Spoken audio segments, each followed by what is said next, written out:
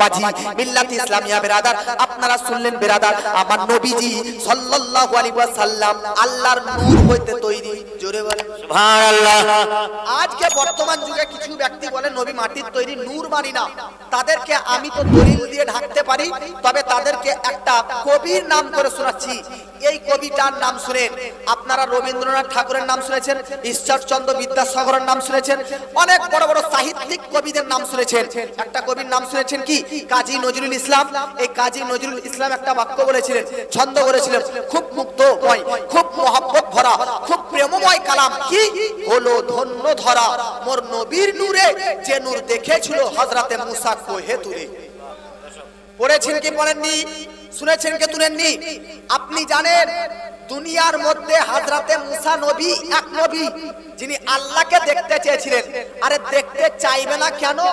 আপনি একজন অচেনা ব্যক্তিকে প্রত্যেকদিন কথা বলেন শুনে, হঠাৎ করে আপনার অন্তরে একটা আবেগ তৈরি হবে যে ভাই তোমার সঙ্গে প্রত্যেকদিন কথা বলি, একটু দেখা করতে চাই, তোমাকে একটু দর্শন করতে চাই।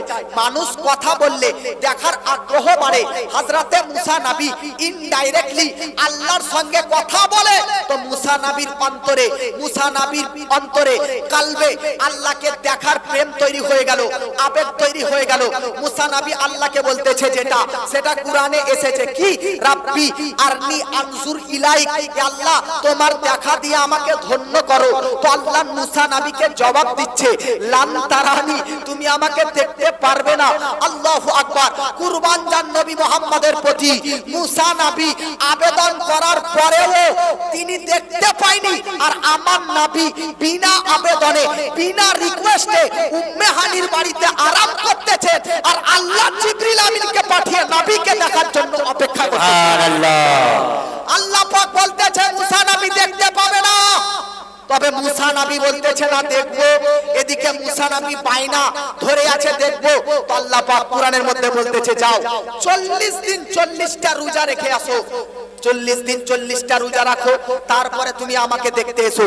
বাবাজি হযরতে মুসা নবী 40 দিন রোজা রাখলেন। বাবাজি 40টা রোজা রাখার পর হযরতে মুসা নবীকে আল্লাহ তুর পাহাড়ে ডাকলেন। জোরে বলেন সুবহানাল্লাহ।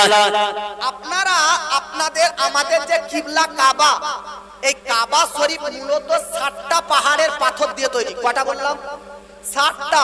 তার মধ্যে একটা পাহাড় হচ্ছে তুর, তার মধ্যে আরেকটা পাহাড় লাবানন, জুদি, হীরা, এরকম 7টা পাহাড়ের পাথর থেকে কাবা শরীফ তৈরি। মুসা নবীকে ওই তুর পর্বত, যে তুর পর্বতের পাথর দিয়ে ফারিস্তারা কাবা নির্মাণ করেছিল, সেই তুর পাহাড়ে ডাকলেন কে? আল্লাহ। হযরতে